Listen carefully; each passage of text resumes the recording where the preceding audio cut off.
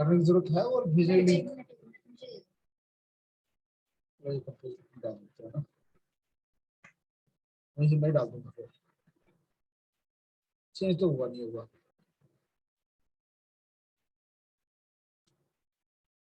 तो क्लास में नीचे ट्रांजिशन देते हैं। यशिका नीचे ध्यान रखना, फिर जो मैं लॉक करूंगी ये लोग थोड़ा शोर करते हैं।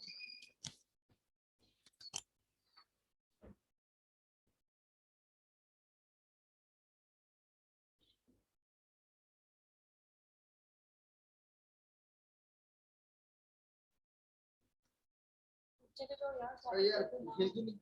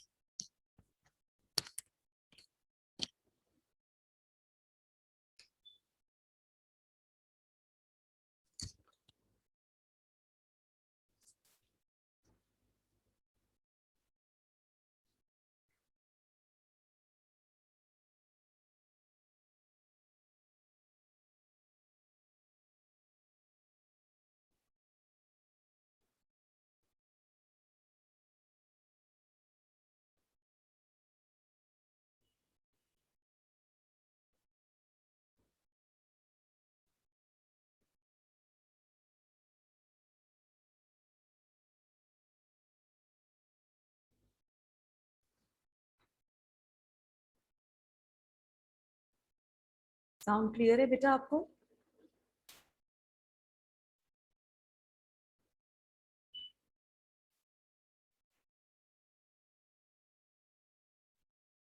साउंड क्लियर है आपको?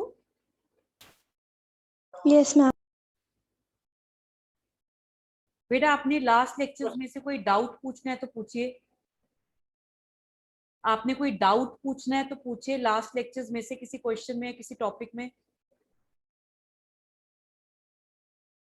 बेटा स्टार्ट कर रहे हैं हम नेक्स्ट टॉपिक से, defence of intoxication. Defence of intoxication ये बहुत इंपॉर्टेंट है आपके प्रीलिम्स के पॉइंट ऑफ व्यू से भी। इसमें आपको कुछ बेसिक कंसेप्ट्स की क्लैरिटी होनी चाहिए, कुछ बेसिक कंसेप्ट्स की क्लैरिटी होनी चाहिए।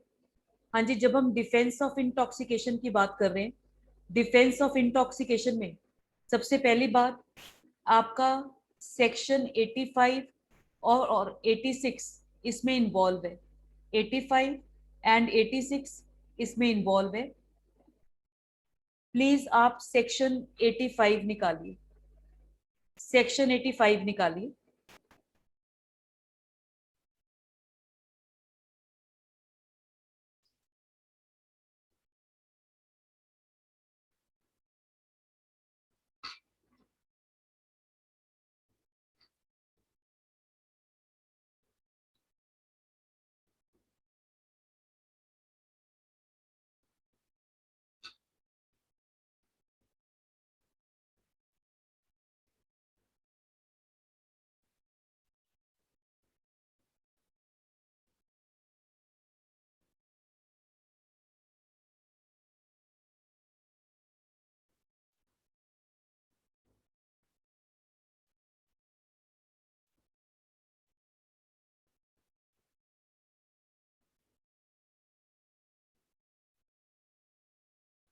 हाँ जी, सेक्शन 85 निकालिए बेटा। बेरेक्ट में सेक्शन 85 को रीड करो, रीड करना बेटा। Defence of intoxication.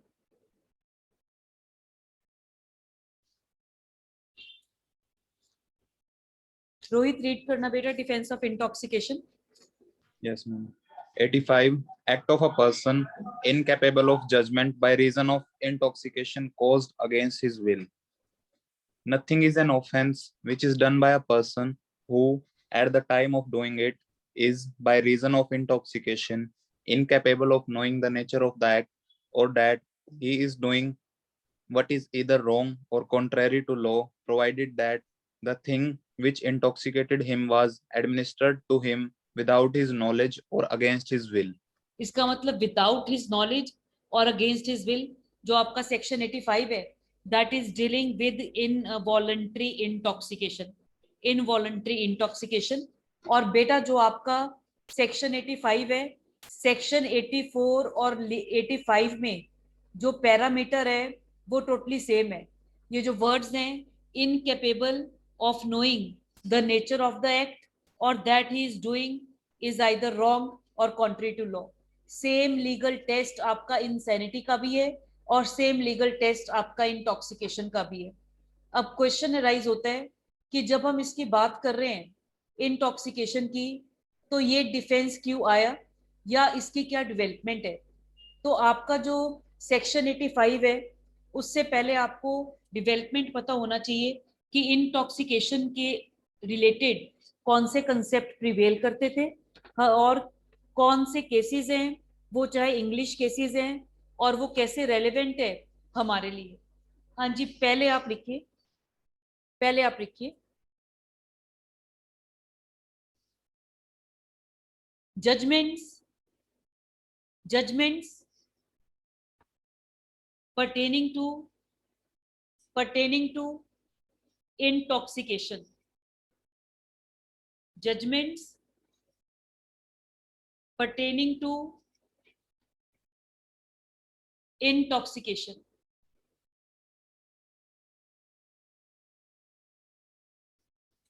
हाँ जी, आप इसमें सीधा जजमेंट्स लिखिए, सीधा जजमेंट्स लिखिए, डायरेक्ट जजमेंट्स लिखिए बेटा। जजमेंट्स के पहले नाम लिखिए, ब्रीफ में हम फिर उस जजमेंट्स को डिस्कस करेंगे आपके प्रीलिम्स के पॉइंट ऑफ व्यू से। तो जजमेंट्स का नाम लिखना स्टार्ट कीजिए जो इंटॉक्सिकेशन से रिलेटेड है। ये सारे के सारे इंग्लिश केसेस हैं पर आपके प्रीलिम्स के लिए इंपॉर्टेंट है। हाँ जी, जजमेंट का नाम लिखना स्टार्ट कीजिए। DPP versus Beard, DPP versus Beard, BEARD, DPP versus Beard, DPP versus Beard. Next, R versus Sheehan and Moore, R versus Sheehan and Moore. DPP versus Beard बेटा 1920 का डिसीजन है, R versus Sheehan and Moore 1975 का decision है। उसके बाद लिखिए DPP versus Majewski, MAJEWSKI, DPP versus Majewski 1977, 1977। उसके बाद लिखिए R versus Tandy, TANDY, R versus Tandy 1989। उसके बाद लिखिए R versus Kingston, R versus Kingston 1994, Kingston KINGSTON, R versus Kingston 1994। R versus Woollin, W wool के बाद IN, R versus Woollin 1999। R versus Heard 2007, R versus Heard 2007। उसके बाद हम दो Indian decisions करेंगे, Vasudev versus state, Vasudev versus state. Next है मवारी सूर्य, Maori सूर्य,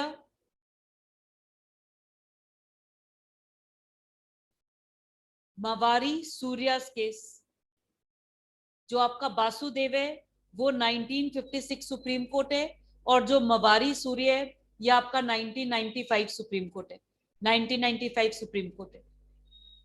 जो भी आपका बेटा हम इंग्लिश जो हम इंटॉक्सिक डिफेंस ऑफ इंटॉक्सिकेशन से रिलेटेड कर रहे हैं, वो सारा जो सेक्शन है that is based on English decisions में क्या क्या हेल्ड हुए या कौन कौन सा कंसेप्ट प्रिवेल कर रहा था।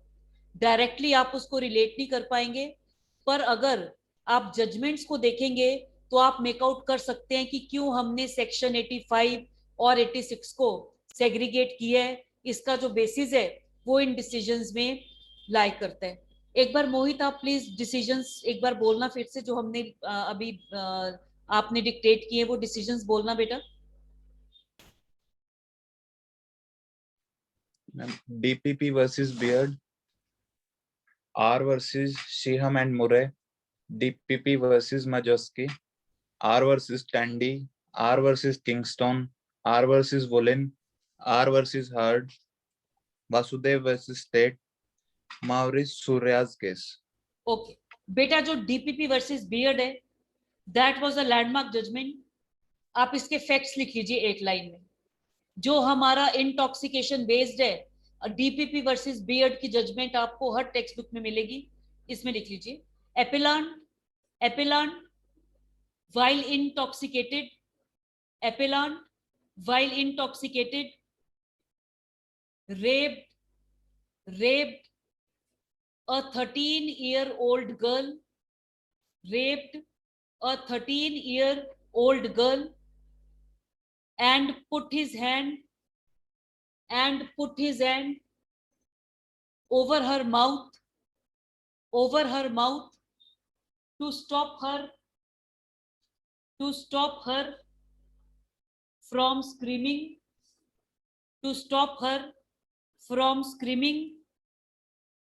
She died of suffocation. She died of suffocation. She died of suffocation.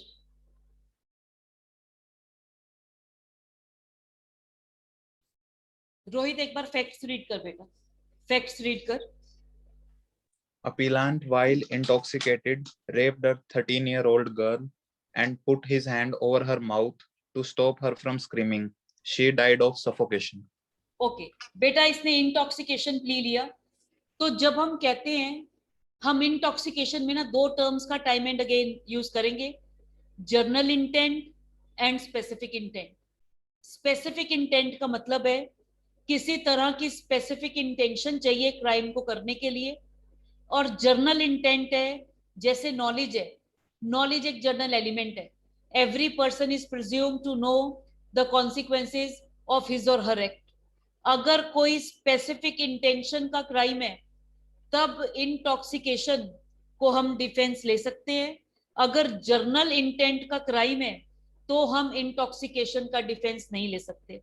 अब जो डीपीपी वर्सेस बियर्ड में, क्योंकि हम जब आईपीसी करेंगे वहां पर हम फिर देखेंगे वॉलंटरी और इनवॉलंटरी का क्या कंसेप्ट है। इस केस में वॉलंटरी इंटॉक्सिकेशन है, क्योंकि वो अपने आप वो इंटॉक्सिकेटेड था, उसके बाद उसने 13 साल की बच्ची का रेप किया और उसके माउथ को कवर कर दिया ताकि वो स्क्रीम ना करे, और उसकी सफोकेशन की वजह से डेथ हो गई है, और उसकी सफोकेशन की वजह से डेथ हो गई है। हाँ जी, डीपीपी वर्सेस बियर्ड केस के जो पूरे फैक्ट्स थे वो क्या थे कि जो ये फादर है, फादर ने अपनी लड़की को भेजा मार्केट से कुछ सामान लाने के लिए। तो जो ये एक्यूज था ये मिल के गेट पर वॉचमैन था। इसने बच्ची को देखा, बच्ची को पकड़ा और उसे सेक्सुअली मोलेस्ट करना स्टार्ट कर दिया ताकि वो स्क्रीम ना करे। उसके माउथ पर उसने हाथ रख लिया और जिसकी वजह से सफोकेशन की वजह से डेथ हो गई। अब क्वेश्चन अराइज हुआ, क्या उसे इंटॉक्सिकेशन का बेनिफिट मिलना चाहिए या नहीं मिलना चाहिए?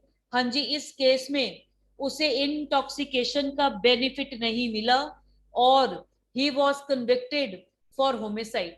जो इस केस का रेलेवेंट पोर्शन है वो आपको पता होना चाहिए। मैं उसको उसकी इमेज सेंड कर रही हूँ बेटा आपको ग्रुप में, आप प्लीज ग्रुप में उसको रेफर करना, ग्रुप में उसको रेफर करना।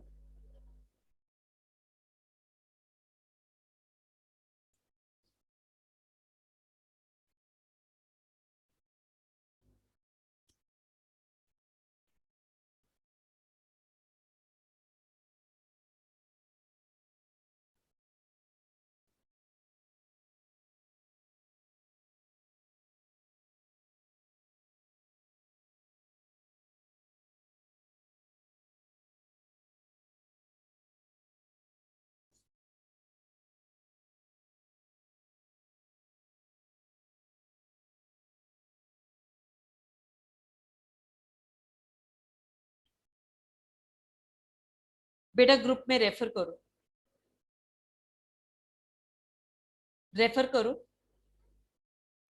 मैम कहाँ से पढ़ना है? ये बेटा लॉर्ड बिरकनहेड है ना, under the law of England. Under the law of England as it prevailed until early in the 19th century, voluntary drunkenness was never an excuse for criminal misconduct, and indeed, the classic authorities broadly assert that voluntary drunkenness must be considered rather an aggravation than a defense. This view was in terms based upon the principle that a man who by his own voluntary act debauches and destroys his willpower shall be no better situated in regard to criminal acts than a sober man.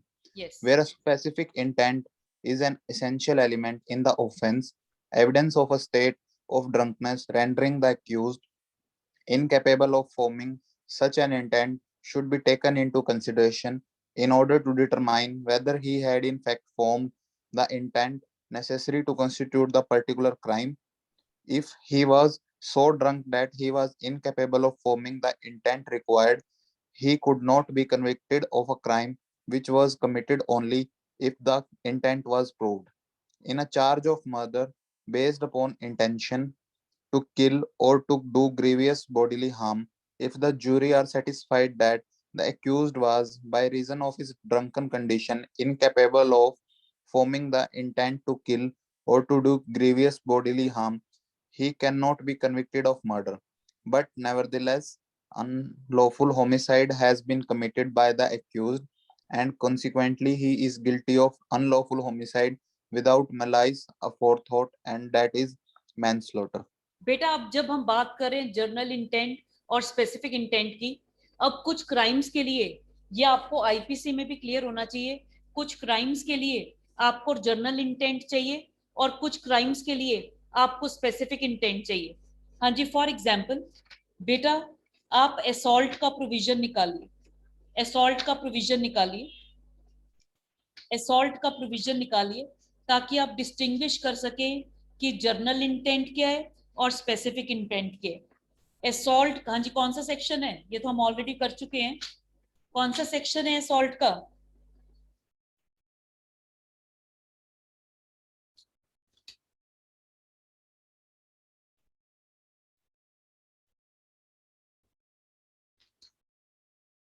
कौन सा section है बेटा assault का? 350 निकालिए पहले criminal force, 350 निकालिए पहले criminal force. हाँ जी, रीड करो बेटा, क्रिमिनल फोर्स को रीड करना एक बार। 350 Criminal force. Whoever intentionally uses force to any person without that person's consent in order to the committing of any offense or intending by the use of intending, specific intent क्या है? intending by use of such force to cause or knowing it to be likely that by use of such force he will cause injury, fear or annoyance to that person। तो वो intention होना बहुत जरूरी है, वो intention होना बहुत जरूरी है। अगर हम मर्डर की बात करते हैं, सेक्शन 300 में आपके 4 क्लॉजेज हैं, तो जो आपका सेकंड और थर्ड क्लॉज है उसमें स्पेसिफिक इंटेंट है। स्पेसिफिक इंटेंट कैसे है? उसमें लिखा हुआ है, जो आपका क्लॉज 3 है, with the intention of causing such bodily injury which is sufficient in ordinary course of nature to cause death. ये स्पेसिफिक इंटेंट है, ये स्पेसिफिक इंटेंट है। तो कुछ क्राइम्स होते हैं बेसिक इंटेंट के, कुछ क्राइम्स होते हैं स्पेसिफिक इंटेंट के। अब जब हमने कहा बेसिक इंटेंट, बेसिक इंटेंट कैसे? अब फॉर एग्जांपल आप गाड़ी ड्राइव कर रहे हैं एट स्पीड ऑफ 250, अगर आप 250 स्पीड पर गाड़ी चला रहे हैं तो आपका चाहे इंटेंशन ना हो टू कॉज डेथ, पर आपके पास नॉलेज है कि इस स्पीड पर चलते हुए एक्सीडेंट माइट बी कॉज्ड, तो ये बेसिक इंटेंट है, ये बेसिक इंटेंट है। तो ये बड़ा जरूरी है बेटा इंटॉक्सिकेशन में, क्योंकि हमने जब आईपीसी में इनकॉर्पोरेट किया है प्रोविजन को, हमने इन फ्रेजेस का यूज नहीं किया बेसिक इंटेंट और स्पेसिफिक इंटेंट, पर जितना भी इंग्लिश डेवलपमेंट है that is based on these 2 elements और उसके बाद हमने भी कॉर्पोरेट किया है जब हम इसको सेक्शन 86 में रीड करेंगे, which is a case of voluntary intoxication. उससे पहले बेटा एक नोट लिख लीजिए, एक नोट लिख लीजिए, ये इंटॉक्सिकेशन के लिए बड़ा जरूरी है, स्पेसिफिकली आपके प्रीलिम्स के पॉइंट ऑफ व्यू से, आपके प्रीलिम्स के पॉइंट ऑफ व्यू से आप इसमें लिख लीजिए concept of basic intent and specific intent. Concept of basic intent and specific intent.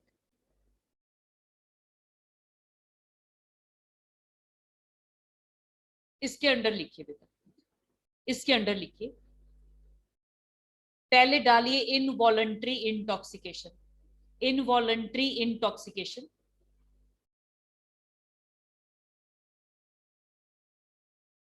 इसमें लिखिए if the crime committed is a specific intent crime,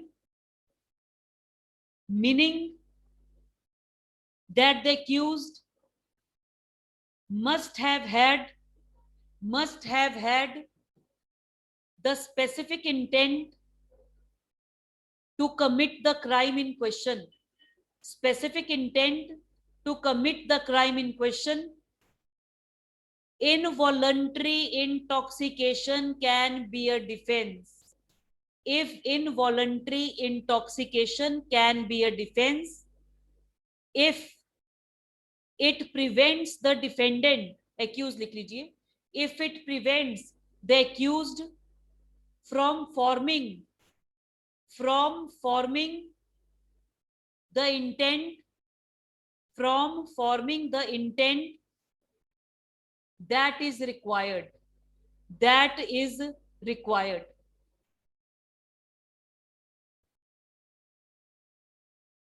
For example, accused may not understand the nature of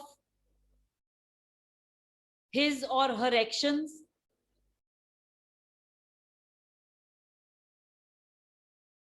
or may be deemed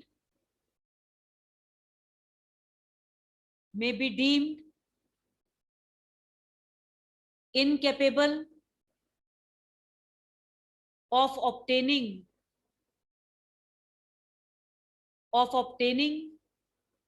the state of mind necessary to commit the crime.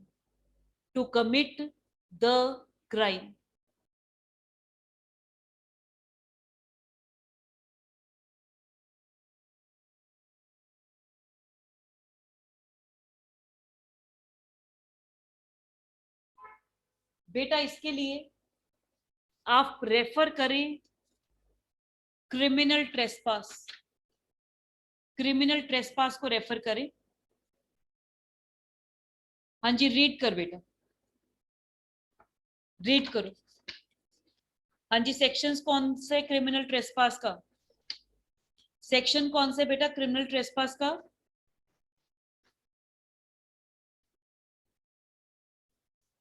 Four 441। बेटा read कर दे, section 441 read करो। एक minute.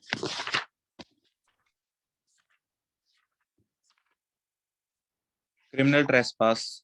Whoever enters into or upon property in the possession of another with underline intent, करो, with intent to commit an offense or to intimidate, insult or annoy any person in possession of such property.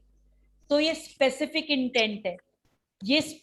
Intent है, for example एक आदमी ने intoxication लिया और वो flats में रहते हैं, all the flats they are similar looking. कोई भी आप किसी भी उसमें, जैसे एडवोकेट फ्लैट्स हैं, सबका जो डिजाइन और मैप है वो सेम है, या फिर नर्सिंग फ्लैट्स या पुलिस पुलिस फ्लैट्स जहां पर भी है तो उनका सेम है। तो उसने क्या करा, वो अपनी घर के बजाय एडजॉइनिंग घर में गया और घर के अंदर एंटर कर कर वहां पर झूला लगा हुआ था, वहीं पर वो सो गया। Has he committed criminal trespass? No ma'am, intent नहीं था उसमें। यस, उसके लिए आपको स्पेसिफिक इंटेंशन चाहिए। और इंटेंशन क्या होना चाहिए? टू कमिट एन ऑफेंस और टू इंटिमिडेट, इंसल्ट और annoy any person in possession of such property. तो उसके पास वो स्पेसिफिक इंटेंट नहीं है। अगर वो इंटॉक्सिकेटेड है तो वॉलंटरी इनवॉलंटरी इंटॉक्सिकेशन में चाहे बेसिक इंटेंट हो चाहे स्पेसिफिक इंटेंट हो, दोनों ही आपको डिफेंस अवेलेबल है।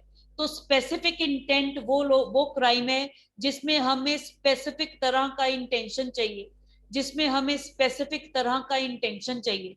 हाँ जी, नेक्स्ट लिखिए, नेक्स्ट लिखिए। मैम और जनरल इंटेंट में? बेटा जर्नल इंटेंट में आता है, मैंने आपको बताया था, अगर किसी ने इंटॉक्सिकेशन में, वो ड्रंकन ड्राइविंग का केस है, ड्रंक कर कर वो ड्राइव कर रहा है at a very high speed, तो जब हम कहते हैं ये बेसिक इंटेंट कैसे है, हम हमेशा नॉलेज को एट्रीब्यूट करते हैं। अगर आप ड्रिंक कर कर ड्राइव कर रहे हैं, ये आपको डिफेंस मिलना कि आपको पता नहीं था एक्सीडेंट हो जाएगा, ये गलत है। क्यों? जो नॉलेज है, नॉलेज एक बेसिक एलिमेंट है, क्योंकि हमारे लॉ में प्रिजम्पशन है, every person is presumed to know the nature of his or her act.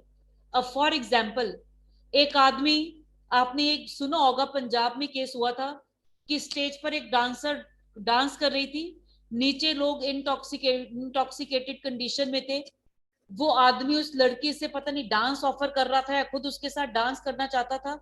जब लड़की ने रिफ्यूज कर दिया, उसने उसको शूट कर दिया, उसने उसको शूट कर दिया। तो बाद में लड़की की डेथ हो गई थी बेटा ऑन द स्पॉट। आपको याद है ये इवेंट? इसका तो न्यूज़पेपर्स में भी आया था, इवन न्यूज में भी आया था। और बाद में अब उस आदमी को जब प्रोसिक्यूशन होगा, वो ये नहीं कह सकता कि मुझे पता नहीं था कि गन चलने से उसकी डेथ हो जाएगी। क्यों? ये एक बेसिक नॉलेज है कि अगर आप शूट करेंगे तो उसकी डेथ होगी। कोई भी वॉलंटरी इंटॉक्सिकेशन लेकर उसको कंप्लीट डिफेंस नहीं मिलेगा, बेसिक इंटेंट हम उसको एट्रीब्यूट करेंगे। ठीक है प्लीज? ठीक है बेटा? Yes ma'am. यस। एक बार बेटा रीड करो, रीड करना जो अभी आपने लिखे। Involuntary intoxication. If the crime committed is a specific intent crime, meaning that the accused must have had the specific intent to commit crime in question, voluntary intoxication can be defense. It prevent if it prevent accused from forming the intent that is required. For example, accused may not understand the nature of his or her actions or may be deemed incapable of obtaining the state of mind necessary to commit the crime. बेटा Rohit, second line एक बार repeat कर दोगे please? कौन सी बेटा? आप बोलो, मैं repeat करूंगी, आप बोलो। मैम ये लिखा है ना, if the crime committed is a specific intent crime, meaning that the accused must have had the specific intent to commit the crime in question. इसके बाद involuntary intoxication can be defense to criminal charges if it prevents the defendant from forming the intent that is required. ठीक है हाँ please? Ji ma'am, ये एक बार please last में वाला बोलो। Is in a voluntary intoxication can be a defense, can Yes, be a sir. defense to criminal charge, to criminal charge if it prevents the defendant, if it prevents the defendant from forming the intent that is required. Yes. Next लिखिए बेटा, इसमें आप इसको underline कीजिए। अभी हम involuntary intoxication कर रहे हैं और उसमें हमने पहला केस किया है स्पेसिफिक इंटेंट क्राइम। क्राइम वो है जिसमें स्पेसिफिक इंटेंशन चाहिए, इसमें उसको डिफेंस अवेलेबल है। नेक्स्ट पैराग्राफ लिखिए। Involuntary intoxication can also be a defence to a general intent crime. To a general intent crime. बेटा इसमें जर्नल इंटेंट क्राइम को भी अंडरलाइन कर देना। If the defendant can establish, if the defendant can establish that the involuntary intoxication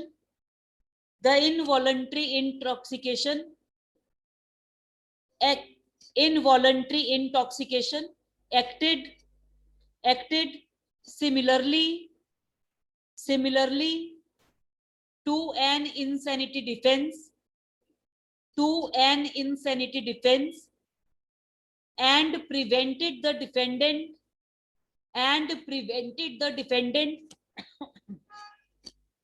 from understanding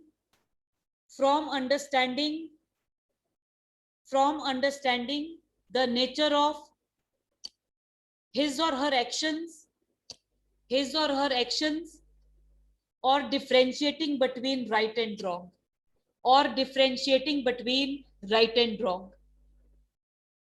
बेटा इस case में अगर इनवॉलंटरी इंटॉक्सिकेशन है, चाहे स्पेसिफिक इंटेंट क्राइम है या फिर बेसिक इंटेंट क्राइम है या फिर जर्नल इंटेंट क्राइम है, दोनों के लिए डिफेंस अवेलेबल है।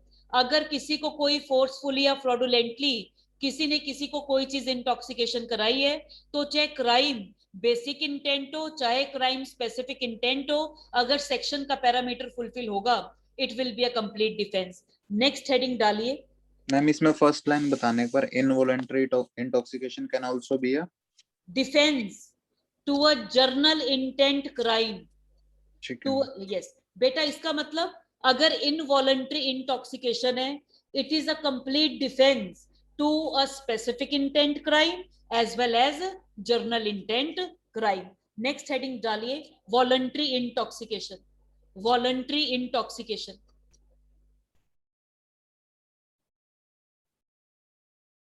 इसमें लिखिए, voluntary intoxication is never a defense to a journal intent crime,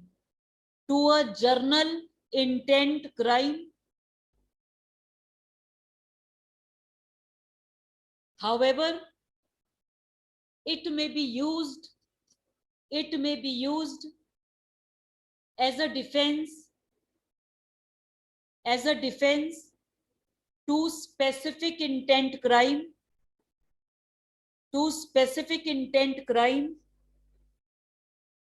if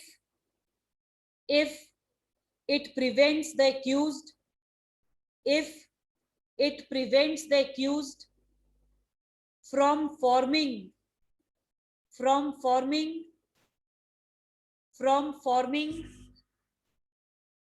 the criminal intent necessary to commit the crime.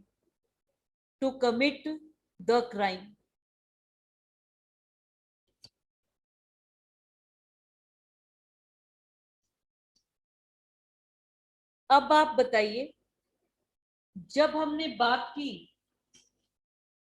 PPP versus beard की, हमने अब इसमें तो कोई डाउट नहीं है, वॉलंटरी इंटॉक्सिकेशन है, बेनिफिट मिलना चाहिए, नहीं मिलना चाहिए, और क्यों नहीं मिलना चाहिए।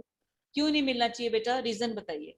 मैम वॉलंटरी, उसको पता है कि मैं पीने के बाद ही लूज हिज सेंसेस और क्राइम कैन बी कमिटेड। क्यों इसको बेनिफिट नहीं मिला? क्यों बेनिफिट नहीं मिला? रीजन बताइए क्यों वॉलंटरी इंटॉक्सिकेशन थी। वॉलंटरी इंटॉक्सिकेशन के बाद हमें देखना पड़ेगा कि जर्नल इंटेंट है या स्पेसिफिक इंटेंट है। Specific intent. आपने कौन सा इसमें स्पेसिफिक इंटेंशन चाहिए? डेथ किसकी वजह से हुई है? जनरल इंटेंट है मैम, वो सफोकेशन कवर करने की वजह से। सफोकेशन से। बेटा ये बेसिक इंटेंट है। अगर आप किसी के माउथ को पिल्लो या हाथ से ऐसे बंद कर दोगे, आदमी सफोकेशन की वजह से डेथ हो जाएगा। ये नॉलेज है, it is a knowledge that such act is likely to cause death. तो हमने उसको बेनिफिट नहीं दिया, हमने उसको बेनिफिट नहीं दिया। तो जो अभी आपने लिखा है, आपने वो हर केस में अप्लाई करना है। बेटा इसमें लिख लीजिए, इसमें आप लिख लीजिए, इसमें आप लिख लीजिए, in this case House of Lords restored conviction of the accused and held that merely to establish that a man's mind was so affected by drink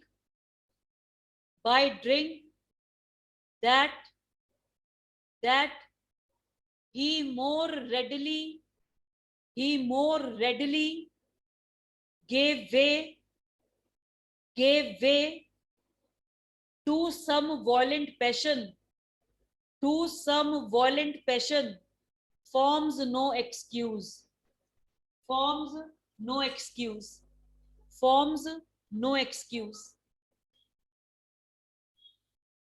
बेटा नेक्स्ट लिखिए, लॉ वर्सेस शीहम एंड मुरे।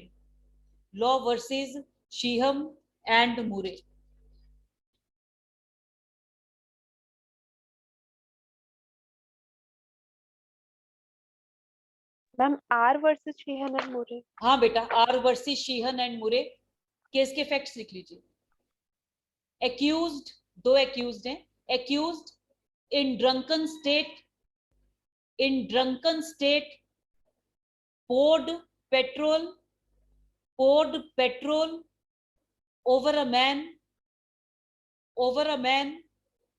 and set light to him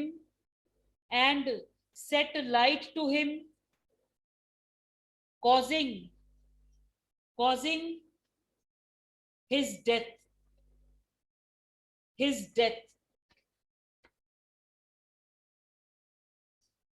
हाँ जी, benefit मिलना चाहिए या नहीं मिलना चाहिए? नहीं मिलना चाहिए मैम, स्पेसिफिक इंटेंट है। मिलना चाहिए या नहीं मिलना चाहिए? नहीं मिलना चाहिए। नहीं मिलना चाहिए। क्यों नहीं मिलना चाहिए बेटा? मैम ये तो स्पेसिफिक इंटेंट है ना। ओके,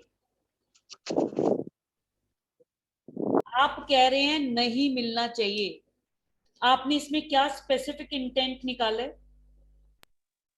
मैम वो पेट्रोल डाल रहा है किसी के ऊपर, और नहीं ये भी नॉलेज है, उसे पता है कि ये भी जनरल इंटेंट है। ओके मैम एक बार जनरल और स्पेसिफिक दोबारा बता दो। बेटा स्पेसिफिक, बेटा आप बस एक चीज याद रखिए, आईपीसी का जो पैरामीटर है, अगर किसी चीज के लिए इंटेंशन चाहिए, वो एक्यूज्ड को हम एट्रीब्यूट नहीं करेंगे। अगर नॉलेज उसमें मेंजरिया है, नॉलेज एक में, जैसे मर्डर के केस में इंटेंशन के क्लॉजेस भी है, नॉलेज के क्लॉजेस भी हैं, नॉलेज हम उसको एट्रीब्यूट करेंगे।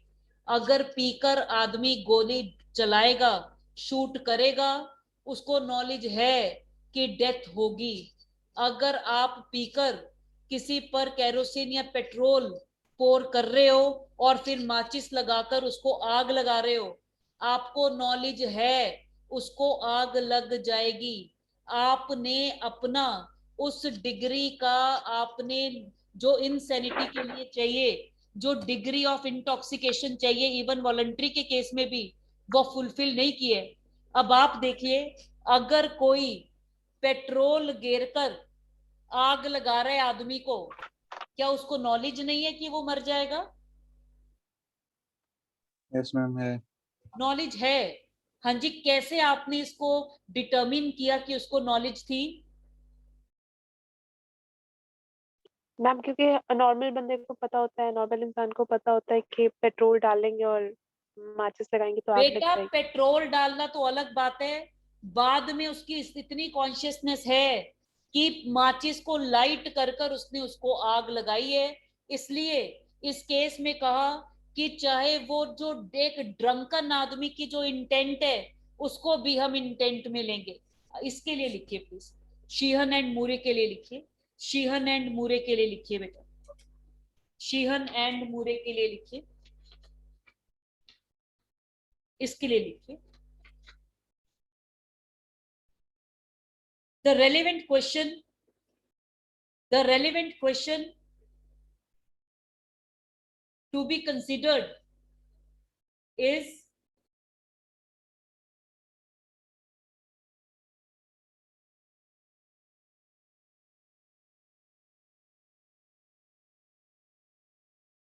whether they had in fact formed the mens rea, Whether they had intact, formed beta, formed, formed, formed, whether they had in fact formed the mens rea dash a drunken intent is still an intent.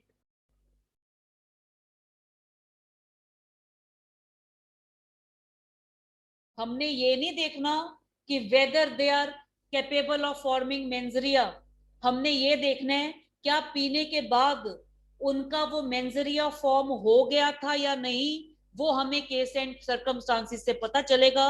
और इस case में उन्होंने कहा पीकर उन्होंने petrol गेरा और बाद में उसको आग लगाई, इसका मतलब they are having that intent. और इसमें उन्होंने कहा a drunken intent is nevertheless the intent. बेटा नेक्स्ट केस लिखिए, डीपीपी। मैम स्पेसिफिक इंटेंट का कोई एग्जांपल कैसे, हमें कैसे इंटेंट है? किसका बेटा स्पेसिफिक इंटेंट का? हाँ जी मैम, कोई एग्जांपल? ओके, एक आदमी ने, हम कह रहे हैं ड्रंकन स्टेट में, हम चेंज कर रहे हैं बेटा, जब आपने स्पेसिफिक इंटेंट का है, हम स्पेसिफिक इंटेंट का क्राइम ले रहे हैं। एक आदमी ने ड्रंकन स्टेट में वो जा रहा था, उसने साइकिल उसने पार्क की हुई थी, उसने अपनी साइकिल की बजाय जो साथ में साइकिल खड़ी थी वो उठाकर वहां से वो चल दिया। हाँ जी, क्या वो लायबल होगा?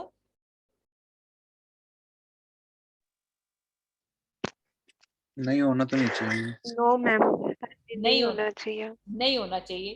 क्यों नहीं होना चाहिए बेटा? मैम वो साइकिल एक साथ में खड़ी थी और दोनों एक जैसी दिख रही थी और मैम वो कोई इंटॉक्सिकेटेड था वो। इंटेंशन नहीं थी उसकी साइकिल बिल्कुल। चुराने की। तो आपने स्पेसिफिक इंटेंट बोला था ना बेटा, ये स्पेसिफिक इंटेंट है।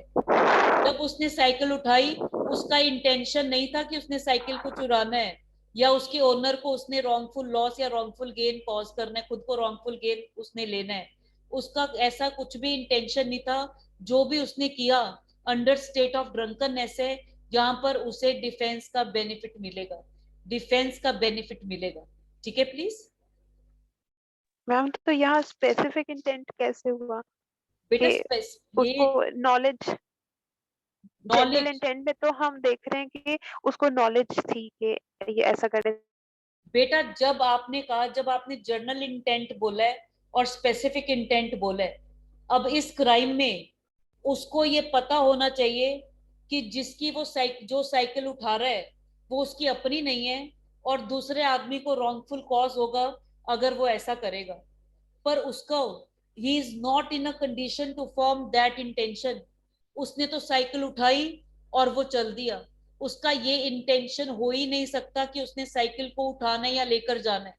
That is a specific intention crime, क्योंकि अगर हम उसे थेफ्ट के लिए लायबल करवाना चाहते हैं तो उस केस में उसका जो स्पेसिफिक मेंजरिया होना चाहिए जो उसमें लिखा हुआ है।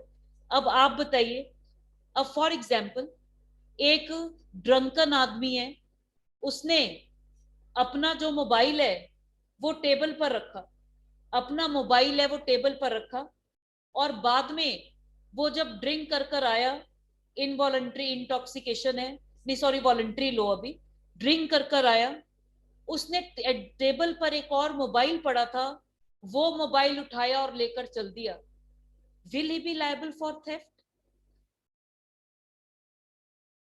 No. Why?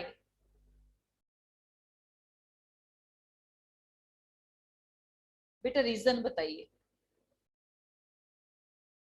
Because drunk state में उसका कोई मतलब he was taking his mobile, not दूसरे का ले जाने का डिसऑनेस्ट उसका। इंटेंशन नहीं है, Yes. डिसऑनेस्ट इंटेंशन नहीं है। तो जब आप अगर थेफ्ट के लिए उसे लायबल करना चाहते हैं तो स्पेसिफिक इंटेंट होना चाहिए, और वो क्या होना चाहिए? Dishonest intention to take property out of the possession of another person without his consent. तो उसका वो स्पेसिफिक इंटेंट नहीं है। हाँ जी, कोई डिफेंस अवेलेबल है उसको?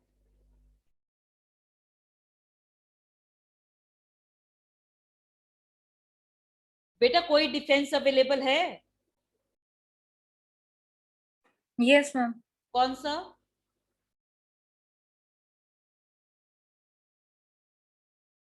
कौन सा डिफेंस अवेलेबल है, बताइए तो सही। Involuntary intoxication.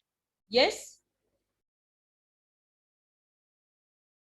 कौन सा डिफेंस बोला है आपने? हम सेक्शन 85 का बेनिफिट मिलेगा। बेटा इंटॉक्सिकेशन तो है, मिस्टेक ऑफ फैक्ट भी है, मिस्टेक ऑफ फैक्ट भी है। उसने कोई और मोबाइल, अपना मोबाइल सोचते था, that is a mistake of fact, that is a mistake of fact. यहां पर उसे इवन इंटॉक्सिकेशन का भी डिफेंस अवेलेबल होगा। ठीक है, प्लीज Yes, ma'am. नेक्स्ट लिखिए, नेक्स्ट लिखिए। DPP, DPP, DPP versus Majewski, DPP versus Majewski 1977, 1977।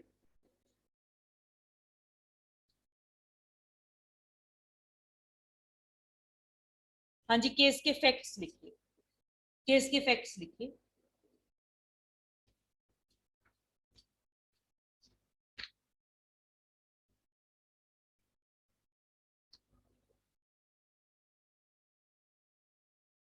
बेटा आपको मैं केस के फैक्ट सेंड कर रही हूँ, आप प्लीज फैक्ट्स पढ़कर बताइए बेनिफिट मिलना चाहिए या नहीं मिलना चाहिए।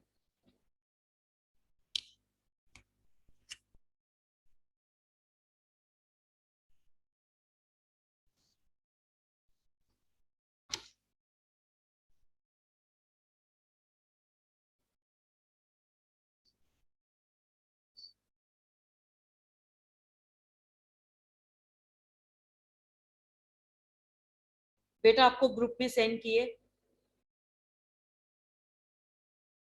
रोहित फैक्ट्स पर बेटा।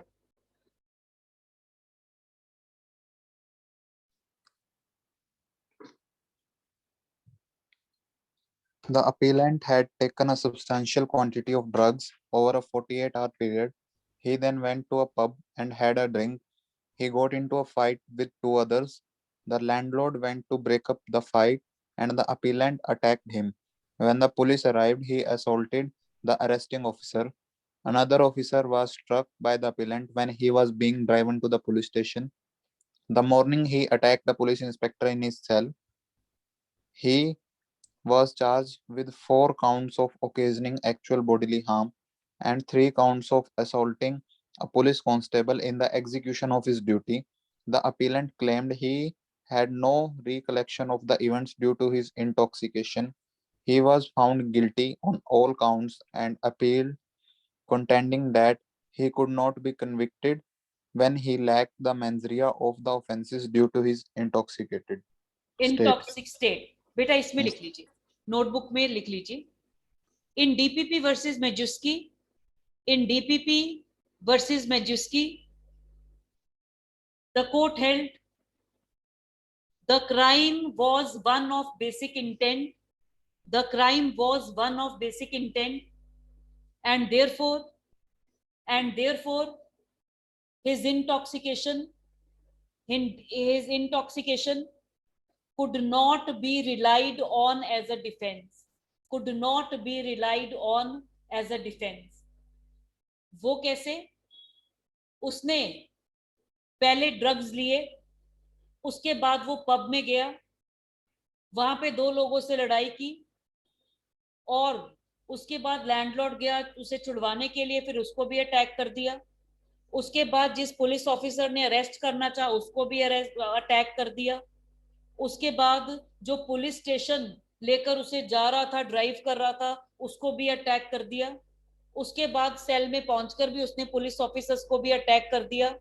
उसने कहा सारे काउंट पे he would be liable because उसका वो रिक्वायर्ड मेंजरिया है, because the crime which he is doing is of a basic intent. ठीक है प्लीज, ठीक है प्लीज, ठीक है बेटा। Yes, ma'am. नेक्स्ट लिखिए, R versus Tandy 1989। R versus Tandy 1989। इसमें लिख लीजिए, accused was regularly drinking barley wine. Accused was regularly drinking barley wine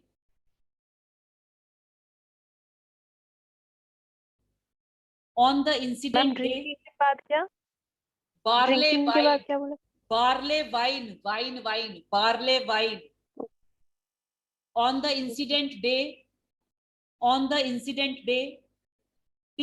she took one full bottle of vodka. On the incident day, she took one full bottle of vodka. During the night, she strangled her 11-year-old daughter. She strangled her 11-year-old daughter.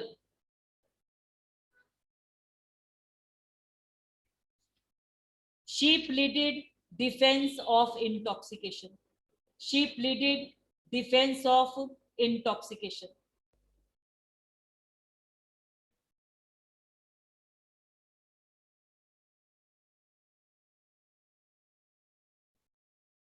हाँ जी बताइए, benefit मिलना चाहिए या नहीं मिलना? नहीं मिलना चाहिए मैम, जनरल इंटेंट है। हाँ जी, रीजन क्यों नहीं मिलना चाहिए?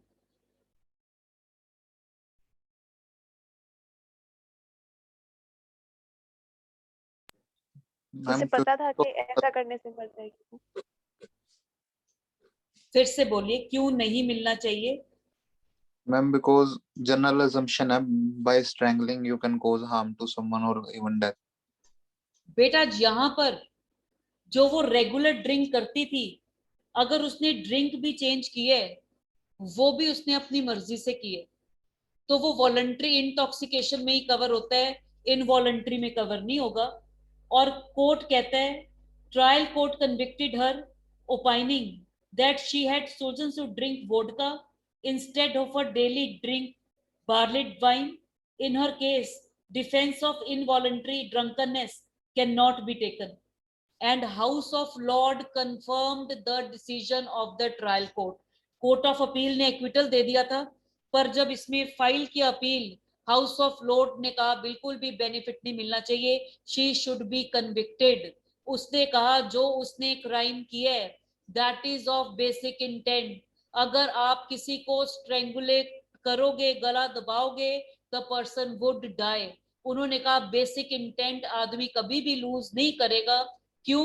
अगर हमने कहा कि वॉलंटरी इंटॉक्सिकेशन से वो बेसिक इंटेंट भी नहीं फॉर्म कर सकता, फिर तो इसका क्या कॉन्सिक्वेंस होगा? इसका मतलब लॉ कह रहा है पहले आप पीते रहो और फिर आप क्राइम कर दो और फिर आप कहो जी मुझे तो पता ही नहीं था।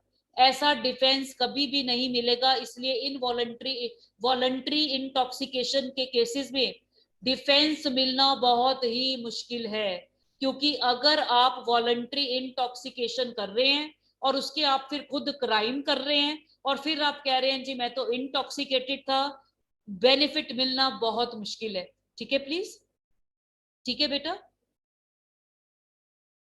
Yes, ma'am. नेक्स्ट लिखिए, Yes, आर ma'am. R versus Tandy. R versus Tandy हम कर चुके हैं बेटा। R versus Kingston, R versus Kingston 1994, R versus Kingston 1994।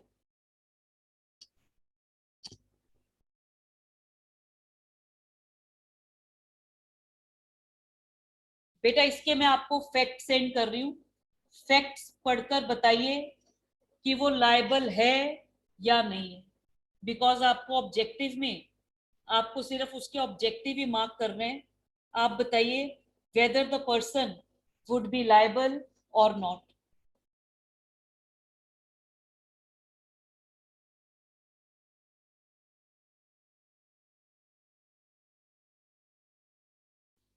Balraj sir ये आपने बताना है,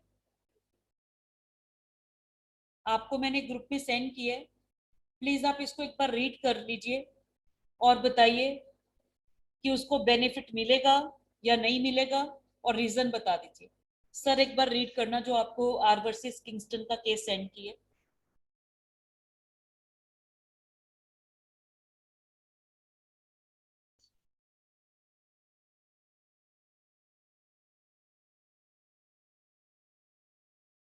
बलराज सर आप ऑनलाइन है ना? जी मैम करता हूँ मैं। थोड़ा ये है ना, उधर जाने के बाद ये म्यूट खोलना पड़ता है। हाँ सर रीड करो।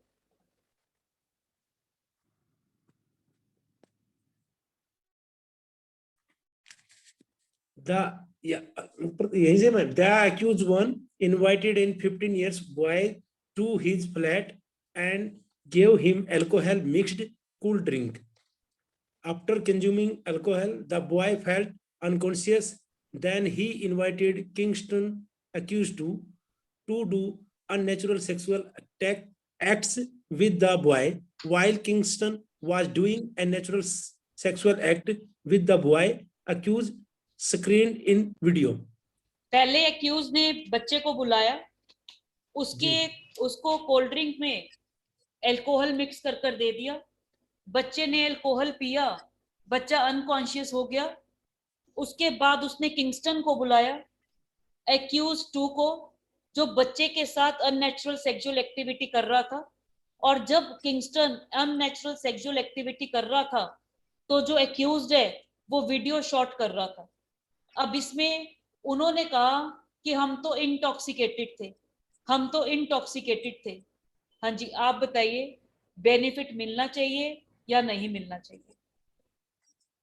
नहीं मैम, क्योंकि दोनों ही अलग, उनकी तो इंटॉक्सिकेशन तो थे ही नहीं। मतलब मेन तो उनको इतना पता था कि हम गलत काम भी कर रहे हैं और वीडियो भी बना रहे हैं, दोनों चीज। ओके हाँ जी, मैनर ऑफ कमिटिंग क्राइम क्या रिफ्लेक्ट करता है? जो हुआ वो एकदम से हुआ है, नहीं मैम, क्लियर इंटेंशन था, पहले उसको प्री ड्रिंक दी प्लानिंग, है। Pre Yes, But it planning. was involuntary intoxication था। नहीं But- मैम, इनवॉलंटरी ये क्यों, दोनों- वॉलंटरी तो है। मैम वो तो विक्टिम को दी है इनवॉलंटरी तो। अरे विक्टिम की बात थोड़ी ना कर रहे हैं हम, तो एक्यूज्ड की बात कर रहे हैं। एक्यूज तो दोनों को वॉलंटरी हैं, वो तो बच्चे के साथ जिसके साथ गलत हुआ है उसका है इनवॉलंटरी। तो जब हम डिफेंसेस की बात कर रहे हैं, डिफेंसेस में तो एक्यूज्ड लोग इन्वॉल्व है ना, तो इसलिए इस केस में दोनों को कन्विक्ट किया गया। इसमें आप लिख लीजिए in R versus Kingston, the court held that acts of both partners would consist of wrongful acts which were pre-planned by them, and both of them were guilty, and both of them were guilty, both of them were guilty.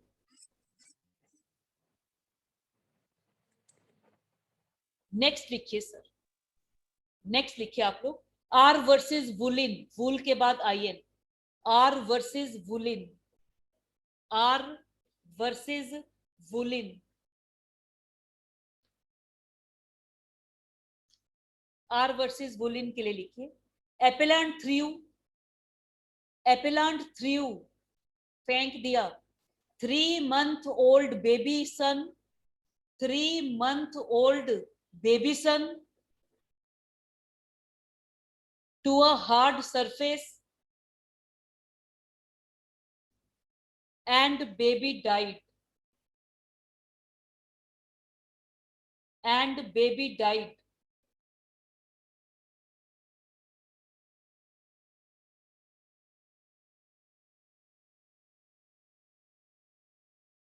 हाँ जी, benefit मिलना चाहिए या नहीं मिलना चाहिए? नहीं ma'am, benefit नहीं मिलना चाहिए, बेनिफिट नहीं मिलना चाहिए बेटा। इसमें ना ब्रैकेट में लिख लीजिए, ब्रैकेट में लिख लीजिए, in this case court agreed, court agreed with NEDRIC guidelines, NEDRIC, NEDRICK, NEDRIC guidelines, NEDRICK. CK बेटा, NEDRIC, NEDRICK, NEDRIC guidelines, NEDRIC guidelines, और इसमें भी उसको कन्विक्ट किया गया था। फर्क सिर्फ इतना था, मर्डर की बजाय उन्होंने उसे मैनस्लॉटर के लिए कन्विक्ट कर दिया था, पर कन्विक्शन तो हुआ था। लास्ट लिखिए, R versus Heard, R versus heard,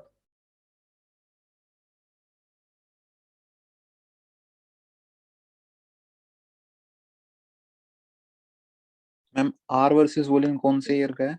बेटा 1999 का है, 1999 का है। मैम इसमें कन्विक्शन हुई थी ना फिर? हुई थी बेटा, हुई थी, किसी में भी बेनिफिट नहीं मिला बेटा, किसी में भी बेनिफिट नहीं मिला, सब में कन्विक्शन हुई है। हाँ जी, R versus Heard, HEARD, R versus Heard 2007।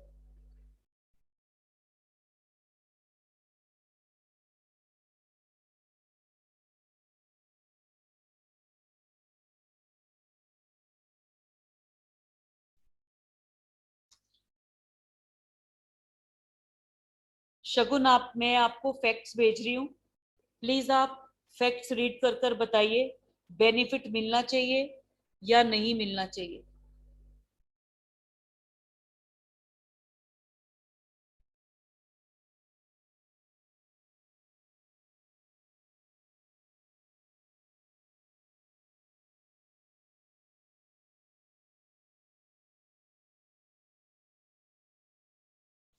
Read कर बेटा।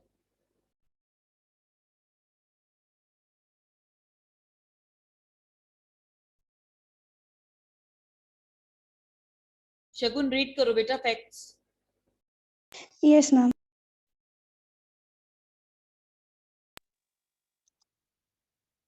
बेटा क्योंकि Police called to appellant's house. बेटा मैं फैक्ट्स रीड कर देती हूँ क्योंकि ब्रीफ में लिखा हुआ है। Police call to appellant's house, he was heavily intoxicated and in a depressive state and self-harming. He was taken to hospital. He was causing disturbance in waiting room. He took out his penis, started rubbing against officer's thigh, and then he pleaded that he had no recollection of event because he was intoxicated. हाँ जी, इसको benefit मिलेगा intoxication का या नहीं मिलेगा?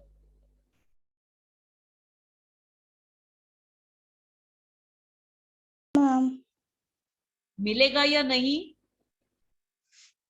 No, ma'am, नहीं मिलेगा। नहीं मिलेगा। और कोर्ट ने भी कहा उसे इंटॉक्सिकेशन का बिल्कुल भी बेनिफिट नहीं मिलेगा, और हाउस ऑफ लॉर्ड्स ने उसका कन्विक्शन अपहेल्ड किया। उसने कहा बेसिक इंटेंट क्राइम कमिट किए हैं जिसके लिए कोई स्पेसिफिक इंटेंशन नहीं चाहिए, and he was held liable. अब निकालिए बेटा अपना सेक्शन 85 ऑफ आईपीसी। अब हम इंडियन पोजीशन के साथ डील कर रहे हैं, आप निकालिए section 85 of IPC. Rohit read करना बेटा, सेक्शन 85 रीड कीजिए। 85. Act of a person incapable of judgment by reason of intoxication caused against his will. Yes. Nothing is an offense which is done by a person who, at the time of doing it, is by reason of intoxication incapable of knowing the nature of the act, or that he is doing what is either wrong or contrary to law, provided that the thing which intoxicated him was administered to him without his knowledge or against his will. Yes बेटा section 85 के लिए ingredients लिखिए. Ingredients लिखिए. First, accused was an intoxicated person. Accused was an intoxicated person. Second, he was intoxicated. He was intoxicated at the time of commission of the offense. At the time of commission of the offense, क्योंकि आपके bare act में लिखा हुआ है at the time of doing it, at the time of commission of the offence. Third, that the intoxicating material was administered to him A, without his knowledge, or B, against his will. Fourth लिखिए, that the accused person was intoxicated up to any of the following extent. बेटा bracket में लिख लीजिए legal parameters. अगर आपने intoxication का defence ले रहे हैं तो ये लीगल पैरामीटर्स फुलफिल होने चाहिए. इनमें से कोई ए that he was incapable of knowing the nature of act due to intoxication, or B, he was unable to know what he is doing is either wrong or contrary to law.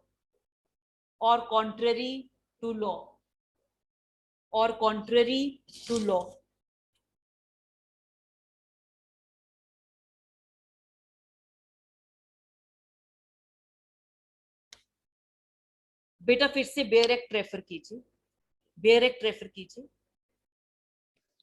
Nothing is an offense which is done by a person who, at the time of doing it, is. ये बेटा at the time of doing it, इसका मतलब है at the time of the commission of the offence हमने देखना है कि वो इंटॉक्सिकेटेड है या नहीं है बाय रीजन ऑफ इंटॉक्सिकेशन. इसके बाद वाले को ब्रैकेट डाल दीजिए. ये लीगल पैरामीटर है. अगर इंटॉक्सिकेशन इस डिग्री की है that it is incapable of knowing the nature of the act, or that he is doing what is either wrong or contrary to law, यहां तक तो वो इंटॉक्सिकेशन का डिफेंस मिलेगा, अदरवाइज नहीं मिलेगा. डिफेंस ऑफ इंसेनिटी हो चाहे डिफेंस ऑफ इंटॉक्सिकेशन हो, दोनों के लीगल पैरामीटर्स बिल्कुल बराबर है. जो पैरामीटर लीगल इंसेनिटी का है वही पैरामीटर इंटॉक्सिकेशन का है, क्योंकि दोनों ही चीजों में आप मेंटल एलिमेंट है वो अफेक्ट हो जाता है. यहाँ पर जो इंपॉर्टेंट है वो ये प्रोवाइजो. बेटा प्रोवाइजो के बाद रीड कर provided that the thing which intoxicated him was administered to him without his knowledge or against his will. Underline कर लीजिए, विदाउट हिज नॉलेज और अगेंस्ट हिज विल. 85 इसलिए इनवॉलंटरी इंटॉक्सिकेशन के साथ डील करता है. अगर इनवॉलंटरी इंटॉक्सिकेशन का केस है तो चाहे वो बेसिक इंटेंट हो चाहे वो स्पेसिफिक इंटेंट हो, person can claim the defence provided. जो पैरामीटर ये है, intoxication should be without his knowledge और अगेंस्ट हिज विल. क्लियर है प्लीज? तो जो आपका 85 है दैट इज इनवॉलंटरी इंटॉक्सिकेशन. बेटा आगे रीड कर 86. Offense requiring a particular intent or knowledge committed by one who is intoxicated. Yes. In cases where an act done is not an offense unless done with a particular knowledge or intent, बेटा यहाँ पर yes, यहाँ पर है particular knowledge और intent. Particular knowledge और intent, या तो पर्टिकुलर नॉलेज चाहिए या पर्टिकुलर इंटेंशन चाहिए. आगे. a person who does the act in a state of intoxication shall be liable to be dealt with as if he had the same knowledge as he would have had if he had not been intoxicated, unless the thing which intoxicated him was administered to him without his knowledge or against his will. तो 86 है voluntary intoxication. Crime अगर वो की है जिसके लिए कोई particular knowledge या पर्टिकुलर इंटेंशन चाहिए, तो लॉ ने क्या प्रिज्यूम किया है, चाहे पर्टिकुलर इंटेंशन ना हो पर उसको क्या होगी, नॉलेज होगी. नॉलेज होगी.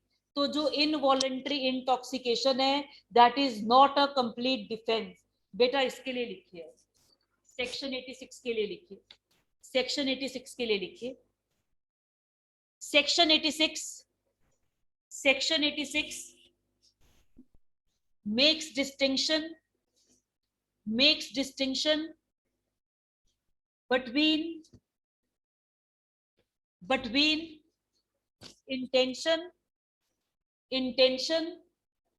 and knowledge. Intention and knowledge. The first part of the section speaks of intent or knowledge, and the latter part deals only with the knowledge. पहले में तो लिखा हुआ है ना पर्टिकुलर नॉलेज और इंटेंट, और बाद में सिर्फ लिखा हुआ है knowledge. So far as knowledge is concerned, बेटा इसको अंडरलाइन कर लेना. So far as knowledge is concerned, law attributes to the intoxicated man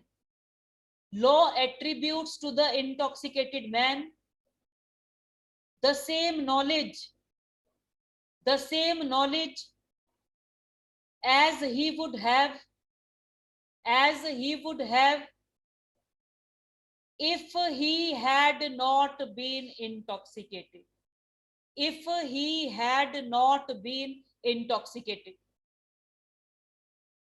Thus, the presumption of knowledge alone is provided.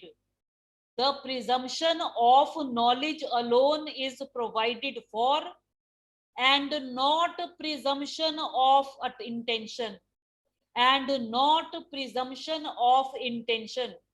सिर्फ हम उसे नॉलेज कर रहे हैं, एट्रीब्यूट कर रहे हैं कि नॉलेज है, इंटेंशन के लिए कोई प्रिजम्पशन नहीं है. So far as intention is concerned, ma'am ये लाइन, मैम बोलिए. ये thus the presumption of knowledge वाली लाइन बोल दो एक बार दोबारा please. Thus the presumption of knowledge alone is provided for, and not presumption of intention. So far as intention is concerned,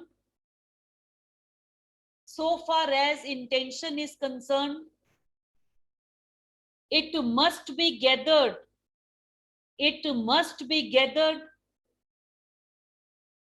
from the general circumstances of the case, paying due regard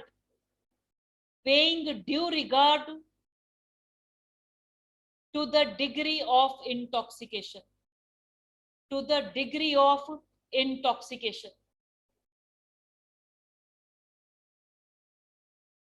If a man was out of mind altogether,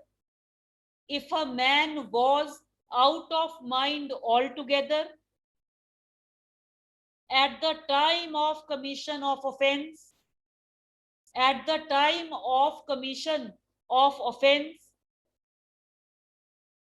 it would not be possible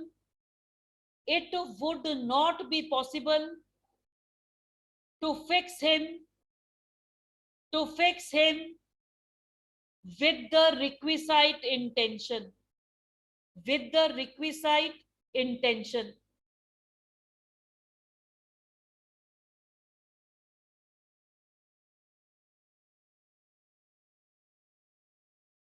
हाँ जी, आपको section 86 clear है बेटा?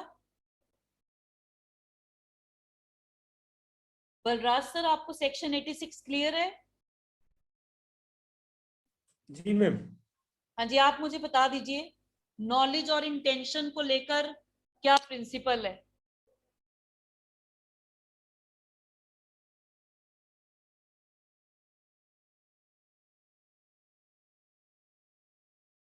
Section 86 में voluntary intoxication की बात है। मैंने आपसे पूछा है कि सेक्शन नॉलेज और इंटेंशन की बात कर रहे हैं, तो नॉलेज और इंटेंशन में क्या चीज, क्या प्रिंसिपल प्रिवेल कर रहा है?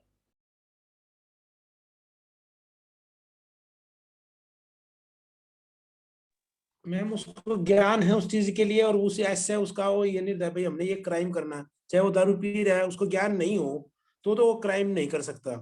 अच्छा, तो उसको पता है, और जिसको ज्ञान है कि भाई मैंने आज ये कुछ करना है, पी ले चाहे वो कितनी भी, और जो उसको पूरा पी लिया और वो गिर जाता है तो उसे पता ही नहीं, फिर वो कुछ भी नहीं कर सकता। मैं तो अनजाने में तो हो सकता है। ओके, तो हमने जब नॉलेज और इंटेंशन की बात की है, हाँ जी शगुन बेटा बताएगा नॉलेज और इंटेंशन से रिलेटेड क्या प्रिंसिपल है वॉलंटरी इंटॉक्सिकेशन में? मैम जो प्रिजम्पशन है वो नॉलेज की फर्स्ट पार्ट में दे रखी है सेक्शन 86 में, Yes. और लॉ जो है वो नॉलेज को प्रेफर दे रहा है और इंटेंशन को प्रिजम्पशन नहीं दे रहा है। वो इंटेंशन फैक्ट्स एंड सर्कमस्टांसेस से गैदर करनी पड़ेगी। तो हम इंटॉक्सिकेटेड आदमी को क्या एट्रीब्यूट कर रहे हैं? Ma'am knowledge. नॉलेज। बिल्कुल ठीक है। अगर हम नॉलेज और इंटेंशन की बात कर रहे हैं तो हम कह रहे हैं उसको नॉलेज थी और उतनी नॉलेज है, अगर उसने ड्रिंक ना भी की होती तब भी वो ऐसे ही करता। इंटेंशन हम उसको एट्रीब्यूट नहीं कर रहे, पर हम ये नहीं कह रहे कि इंटेंशन नहीं हो सकती। इंटेंशन थी या नहीं थी वो हमें फैक्ट्स एंड सर्कमस्टांसेस को देखकर पता चलेगा। हाँ जी, कोई डाउट है तो पूछिए, कोई डाउट है तो पूछिए।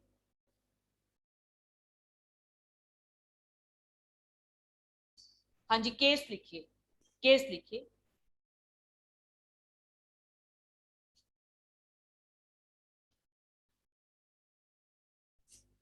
हाँ जी, Vasudev versus state,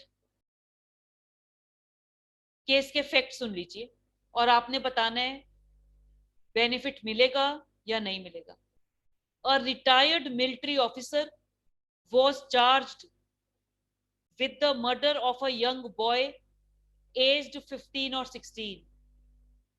Both of them and others of the same village attended a marriage party. All of them went to the house of a bride to take midday meal.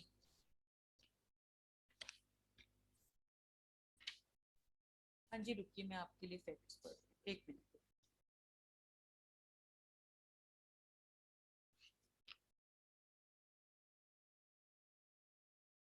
हाँ जी, fact सुनिए। The accused was a retired zamindar, attended a marriage party in which he drank liquor heavily. He wanted to sit in a chair in which a boy was already sitting. The accused asked him to stand so that he would sit in it. The boy refused. The accused became annoyed and shot the boy with his pistol. The boy died on the spot.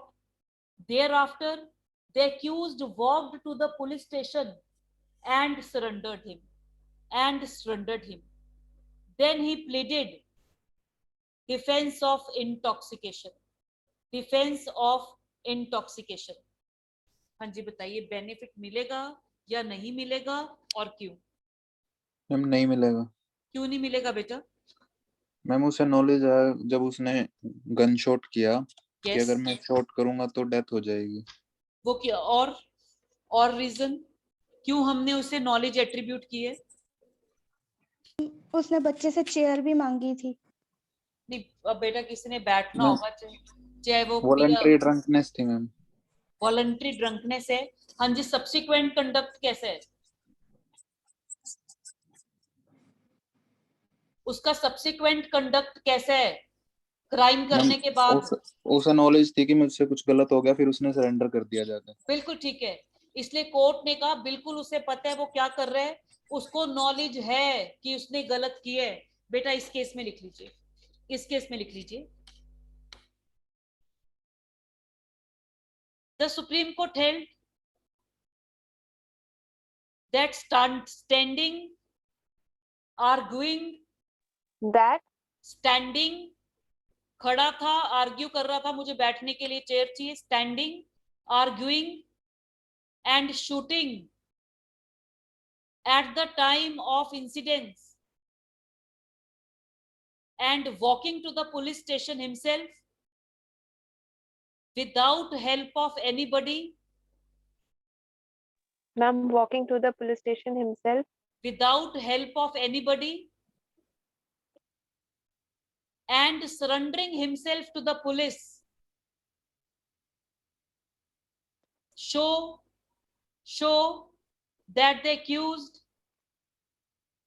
did not lose his state of mind, that the accused did not lose his state of mind. Thus, he was aware of what he was doing. He was aware of what he was doing. इस case में trial court ने भी, high court ने भी, supreme court ने भी, सभी court ने इस आदमी को कन्विक्ट किया था, इस आदमी को कन्विक्ट किया था। क्लियर है प्लीज? नेक्स्ट लिखिए, Mavari Surya Satyanarayana versus state of AP. Mavari Surya Satyanarayana versus state of AP. State of AP 1995 supreme court का डिसीजन है, सुप्रीम कोर्ट का डिसीजन है। बेटा मैं फैक्ट्स रीड कर रही हूं, मोहित आप प्लीज बताना कि इसमें उसको बेनिफिट मिलना चाहिए या नहीं। इंपॉर्टेंट रीजन है, रीजन बताना है क्यों मिलना चाहिए या क्यों नहीं मिलना चाहिए। आप फैक्ट सुन लीजिए। The accused suspected the character of his wife.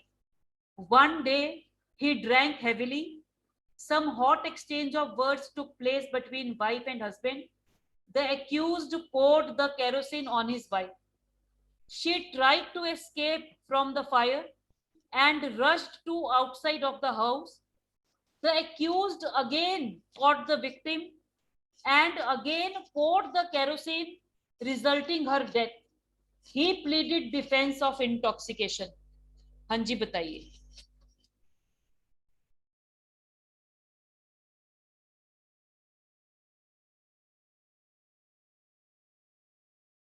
हाँ जी मोहित बताएंगे डिफेंस उसे अवेलेबल होगा या नहीं? मैम नहीं होगा उसका, क्योंकि दोनों चीज उसमें है, उसको नॉलेज भी है, किसी जलाना भी, इंटेंट भी, उसमें दोनों ही चीज मिल रही है उसमें।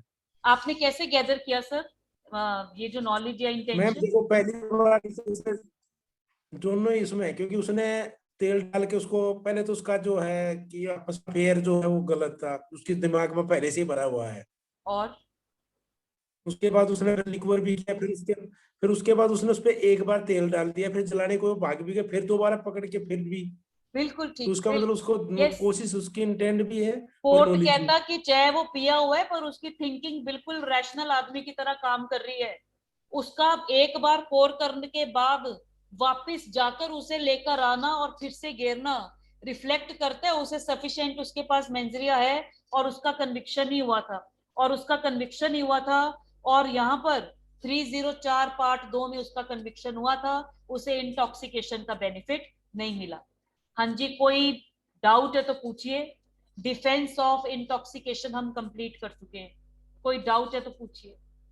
मैम सपोज वॉलंटरी ड्रंकनेस है, यस लेकिन मैम वो खुद गिर जाए, उसके हाथ में कुछ भी ग्लास या बोतल थी जिससे किसी और की डेथ हो जाए लगने से। आपने कहा खुद? मैम वो खुद गिर गया जो इंटॉक्सिकेटेड था, और वो जो हाथ में ग्लास था वो किसी और को लगा, उस वजह से उसकी डेथ हो गई है। बेटा ये तो फिर एक्सीडेंट है ना जो आप कह रहे हो।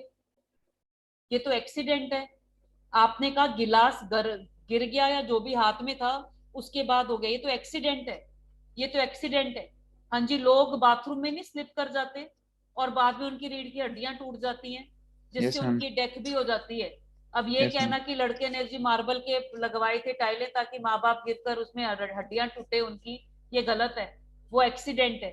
तो आपने इसमें एक के अंदर दूसरा ऐड कर कर बोला है, जो आपने क्वेश्चन पूछा है ना, आपने इंटॉक्सिकेटेड आदमी के, वो तो चलो इंटॉक्सिकेटेड है पर वो एक्सीडेंट है बेटा, वो एक्सीडेंट है। वो फोर्स ही नहीं कर सकता था कि वो गिर जाएगा और गिलास ऐसे गिरेगा और ऐसे किसी को लग जाएगा, तो वो ये एक्सीडेंट में कवर होगा, ये एक्सीडेंट में कवर होगा। क्योंकि गिरता जो जिसने पी हुई है वो सब कुछ गिर सकता है पर गिलास नहीं गिर सकता जानकर, अगर वो इतना ज्यादा ड्रंकननेस है। तो बॉटल और गिलास तो उसे अपनी जान से प्यारा हो जाता है जो इस स्टेज में हो। तो जब हमने कहा, तो जो आपने कहा that is a share accident, आपने कहा गिर गया, that is a share accident. ठीक है प्लीज। ठीक है मैम। यस। हाँ जी, कुछ और मैम फिर हमें मिलेगा कब ये डिफेंस कब मिलेगा इंटॉक्सिकेशन का? जब आपने, अब देखिए, पहले तो जब आपने देखना है, आप देखिए डिफेंस वॉलंटरी है या इनवॉलंटरी है। अगर इनवॉलंटरी इंटॉक्सिकेशन है, किसी ने जबरदस्ती पिलवाया है, फिर तो आपने देखना है क्या वो किस डिग्री तक है। फिर वो जर्नल और बेसिक की बात नहीं है कि जर्नल इंटेंट है या बेसिक इंटेंट है।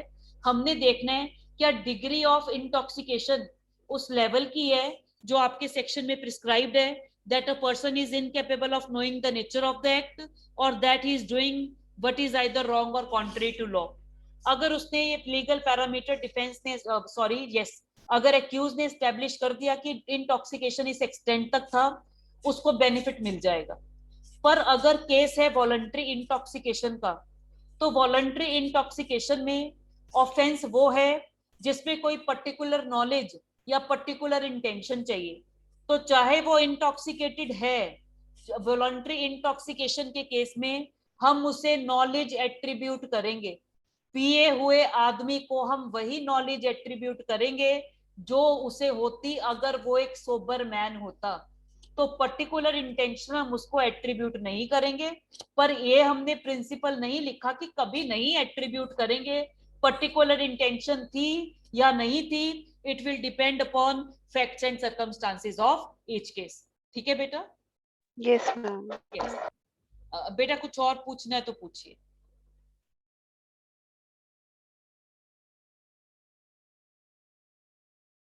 कुछ और पूछना है तो पूछिए बेटा, अदरवाइज हम नेक्स्ट टॉपिक स्टार्ट कर रहे हैं। आपने कुछ और पूछना है तो पूछिए।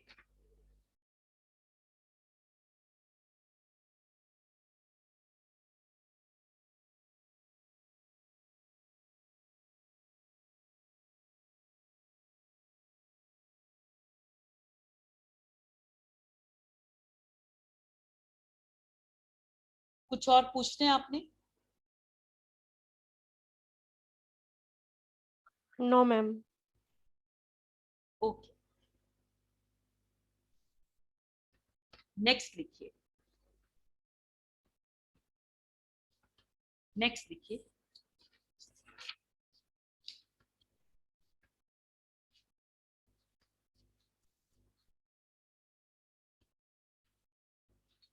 बेटा एक मिनट में जर्नल या स्पेसिफिक से रिलेटेड,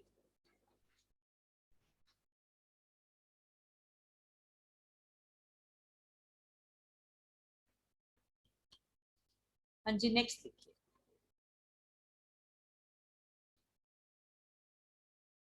बेटा जो आपका हम स्पेसिफिक या बेसिक या जर्नल इंटेंट की बात कर रहे हैं, बिकॉज ये कंसेप्ट आपके इंग्लिश लॉ में डिस्कस किया गया है। हमारे यहाँ पर जर्नल या बेसिक की बात नहीं की है, यहाँ पर उन्होंने स्पेसिफिक को तो कवर किया हुआ है इंटेंशन में और बेसिक इंटेंट को कवर किया हुआ है नॉलेज में। तो यहाँ पर उन्होंने पर्टिकुलर इंटेंशन या पर्टिकुलर नॉलेज की बात की है इंस्टेड ऑफ जर्नल इंटेंट और स्पेसिफिक इंटेंट। ठीक है प्लीज। बेटा कोई डाउट है तो पूछिए। No ma'am. ओके नेक्स्ट लिखिए। नेक्स्ट मैम ये जो लाइन आपने अभी बोली है, एक बार दोबारा बोल दोगे प्लीज? बेटा मैंने आपसे बोला कि जो हम कंसेप्ट की बात कर रहे हैं ना, स्पेसिफिक इंटेंट या बेसिक इंटेंट, बेसिक को हम जर्नल इंटेंट भी कह रहे हैं, ये हमारे इंग्लिश केस की कंट्रीब्यूशन है, इंग्लिश जजमेंट्स की कंट्रीब्यूशन है। ये हमारे जो एक्ट में उन्होंने जर्नल या बेसिक वर्ड इस्तेमाल नहीं किया। सेक्शन 86 में उन्होंने पर्टिकुलर इंटेंशन या पर्टिकुलर नॉलेज की बात की है। तो जो पर्टिकुलर इंटेंशन की बात की है, intent, that is specific intent. जो पर्टिकुलर नॉलेज की बात की है, दैट इज बेसिक इंटेंट। तो हमने उसे बेसिक इंटेंट तो एट्रीब्यूट किया ही है, चाहे वॉलंटरी इंटॉक्सिकेशन भी है, पर हमने उसको स्पेसिफिक इंटेंट एट्रीब्यूट नहीं किया। ये फैक्ट्स एंड सर्कमस्टांसिस से गैदर किया जाएगा कि उसको स्पेसिफिक इंटेंशन थी या नहीं थी। ठीक है बेटा? Yes ma'am. नेक्स्ट देखिए, defence of compulsion. Defence of compulsion section 94। Section 94। Section 94।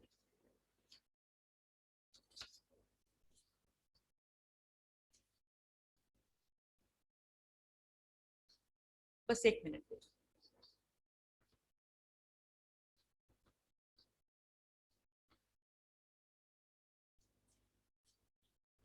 Section 94 निकालिए। रोहित रीड कर बेटा सेक्शन 94।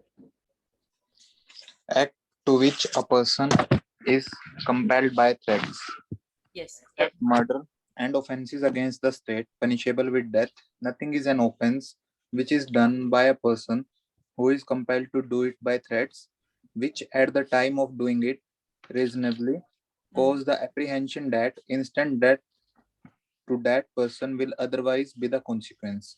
बेटा Provided इसमें एक मिनट, आपका जो सेक्शन 94 है ना, उसमें डिफेंस ऑफ कंपल्शन के साथ लिख लीजिए ड्यूरेस और कंपल्शन। ड्यूरेस और कंपल्शन। ड्यूरेस और कंपल्शन।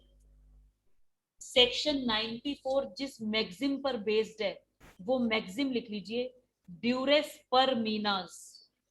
ड्यूरेस पर PER, मीनास MINAS। ड्यूरेस पर मीनास, इसका मीनिंग लिख लीजिए an act done by me, an act done by me against my will, an act done by me against my will is not my act, is not my act, is not my act। इसको हम कहते हैं duress पर मीनास। Duress पर मीनास। रोहित अब read कर बेटा section. provided the person doing the act did not of his own accord or from a reasonable apprehension of harm to himself short of instant death place himself in the situation by which he became subject to such constraint. Explanation 1. A person who of his own accord or by reason of a threat of being beaten joins a gang of dacoits knowing their character is not entitled to the benefit of this exception on the ground of his having been compelled by his associates to do anything that is an offense by law. Explanation 2. A person seized by a gang of dacoits and forced by threat of instant death to do a thing which is an offense by law. For example, a smith compelled to take his tools and to force the door of a house for the dacoits to enter and plunder it is entitled to benefit of this exception. अब आप questions लिखिए और इसका answer दीजिए please. Answer दीजिए। First,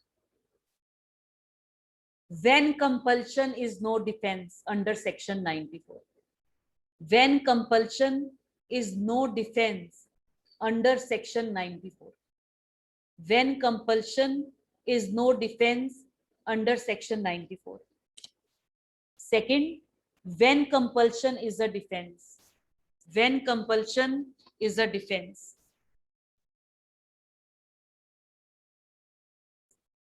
हाँ जी, bare act में mark कर लीजिए और बताइए please.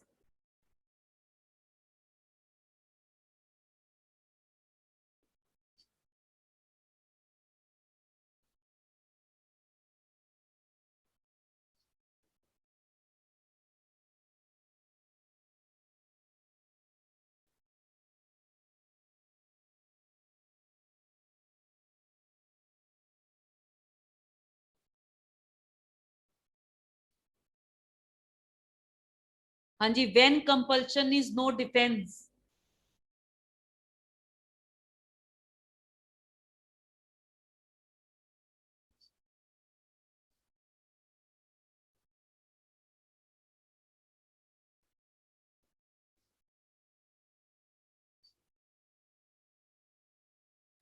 when there is instant death का कोई वो fear नहीं हो मैम that time. कौन सी केसेस में डिफेंस अवेलेबल नहीं है ma'am? When there is no fear of instant death. Okay, बिल्कुल ठीक है।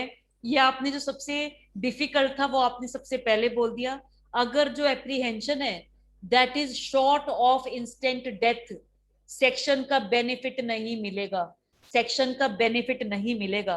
हाँ जी, और बलराज सर और किस केस में सेक्शन अप्लाई नहीं करेगा? पर्सन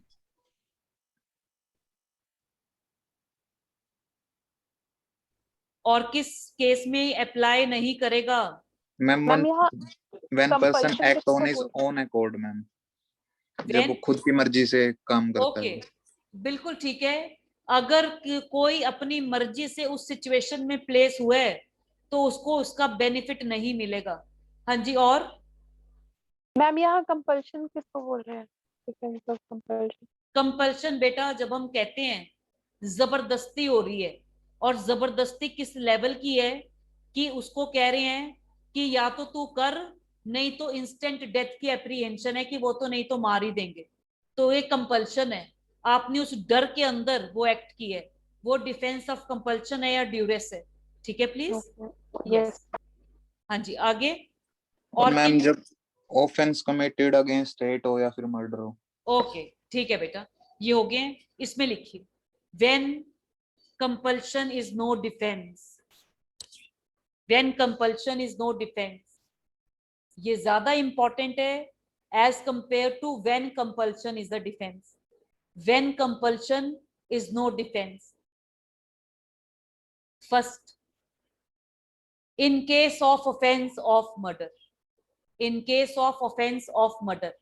हाँ जी, क्वेश्चन अराइज होता है मर्डर के केस में क्यों ये डिफेंस अवेलेबल नहीं है?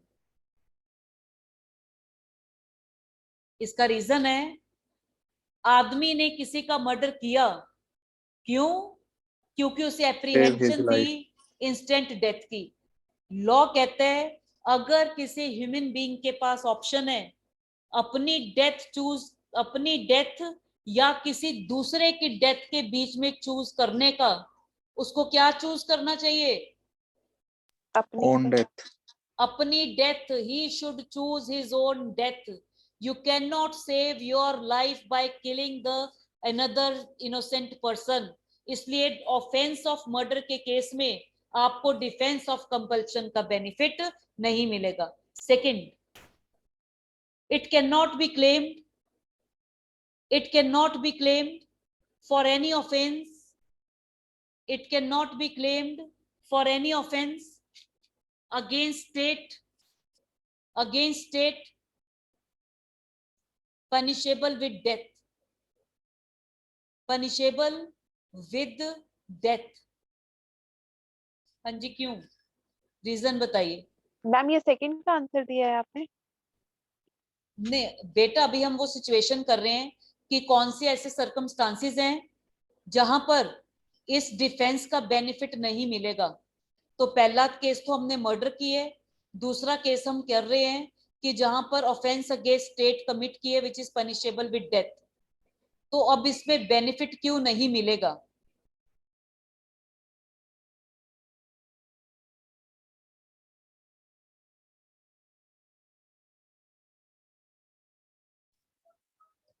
आंसर कीजिए बेटा, बेनिफिट क्यों नहीं मिलेगा?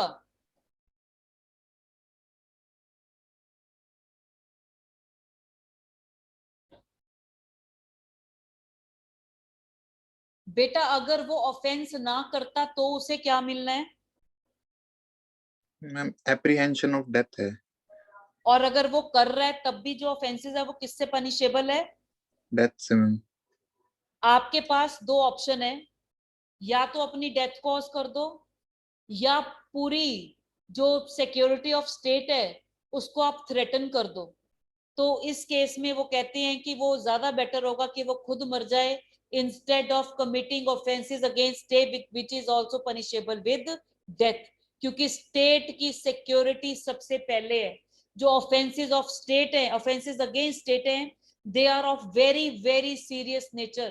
तो अगर आप इस डिग्री का ऑफेंस करने जा रहे हैं फिर तो बेटर है कि आप जो अपना जो आपको थ्रेट है वही एग्जीक्यूट होने दें instead of doing of such serious offences, जिससे कि आप सारी कंट्री की सिक्योरिटी को थ्रेटन कर रहे हैं। और इसलिए उन्होंने कहा कि offences against state which are punishable with death, वहां पर ये वाला डिफेंस अवेलेबल नहीं होगा। आगे लिखिए third, accused will not be entitled, accused will not be entitled to claim this defense, to claim this defense in those cases where accused has voluntarily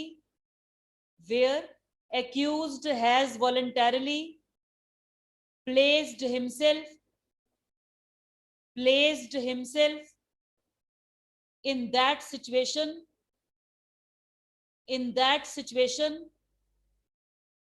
where subsequently he was subject to that threat of instant death,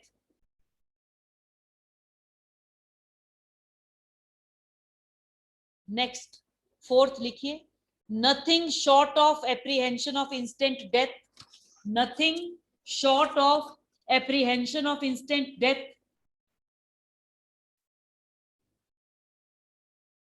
nothing short of apprehension of instant death can be pleaded as defense.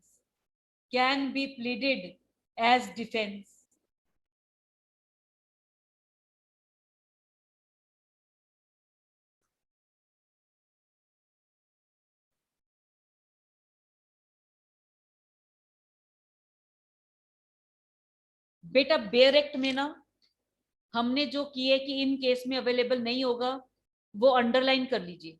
Murder 1 है, offences against state punishable with death है। Proviso में आप underline कर लीजिए, placed himself in the situation by which he became subject to that constraint where a person has voluntarily placed himself in that situation. और उसके बाद उसके जो ऊपर वाला पैराग्राफ है उसकी second last line, reasonably cause apprehension of instant death to that person.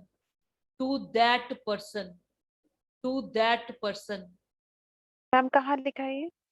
बेटा आपके बेयर एक्ट में देखिए, जहां से एक्सेप्ट मर्डर से शुरू होता है ना, फोर्थ लाइन देखिए, reasonably cause apprehension that instant death to that person. तो अगर instant short of instant death है तब भी अवेलेबल नहीं होगा। नेक्स्ट लिख लीजिए fifth, if the reasonable apprehension of instant death is not to that person, if the reasonable apprehension of instant death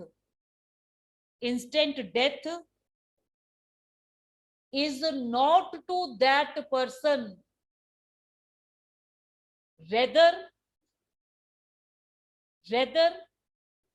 to some other person, then also defense would not be applicable. अगर कह रहे हैं ये कर नहीं तो तेरे लड़के को मार दूंगा, तेरी लड़की को मार दूंगा, ये डिफेंस अवेलेबल नहीं होगा।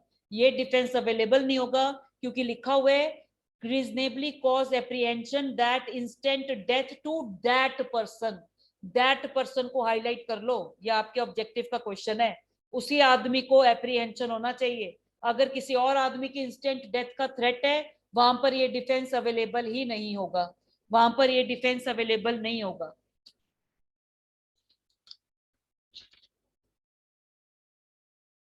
रोहित एक बार रीड कर बेटा, जो आपने लिखा है एक बार रीड करो, एक बार रीड करना। First, in case of offense of murder. Second, it cannot be claimed for any offense against state punishable with death. Third, accused will not be entitled to claim this defense in those cases where accused has voluntarily placed himself in that situation where subsequently he was subject to that threat of instant death.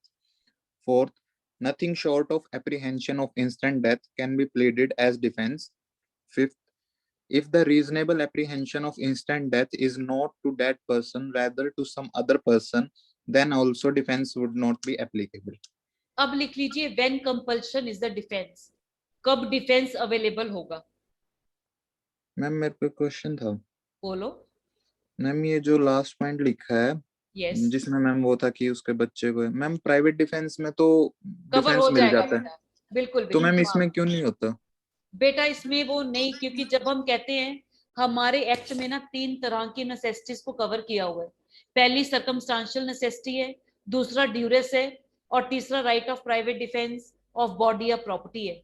तो जो आप situation कह रहे हैं वो right of private defence में तो cover हो जाएगा, यहाँ कवर नहीं होगा। अब ये प्रपोज्ड है, इसमें भी चेंज होना चाहिए, क्योंकि कई बार एक आदमी अपनी लाइफ से ज्यादा किसी दूसरे पर्सन की लाइफ में ज्यादा इंटरेस्टेड होता है। तो इसलिए पर अभी तक इस सजेशन को एक्सेप्ट नहीं किया गया, जबकि अब ये बड़े टाइम से प्रपोज्ड है कि सेक्शन को अमेंड करने की जरूरत है। क्लियर है प्लीज? क्लियर है Yes, ma'am. बेटा? यस। Yes, ma'am. इसमें आप लिखिए when compulsion is a defence, when compulsion is a defence, इसके अंडर लिख लीजिए first, accused was compelled, accused was compelled by threat, accused was compelled by threat to commit that offense, to commit that offense. Second, threat was of instant death, threat was of instant death, and not less than that, and not less than that. Third, threat of instant death was directed towards accused, threat of instant death was directed towards accused. इसमें 2 suggestions इसमें suggested थे। पहला suggestion था कि death के साथ grievous hurt भी होना चाहिए। वो क्यों होना चाहिए?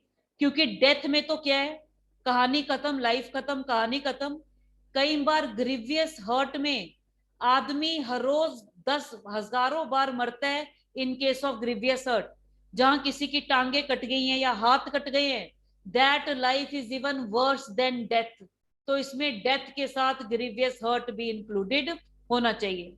और उसमें उन्होंने लिखा है कि threat of instant death towards accused he cover है, जबकि इसमें कोई और अगर उसमें किसी और को, नियर एंड डियर को भी अगर थ्रेट है, वो भी इसमें कवर होना चाहिए, लाइक डॉटर, वाइफ, सन, क्योंकि a person is more interested in their life instead of his own life. तो इसमें 2 सजेस्टेड चेंजेस थे, पर अभी तक उनको चेंज नहीं किया गया। ठीक है प्लीज? ठीक है बेटा? Yes, ma'am. हाँ जी। अब इसमें आपके 2 ही डिफेंसेस रहते हैं।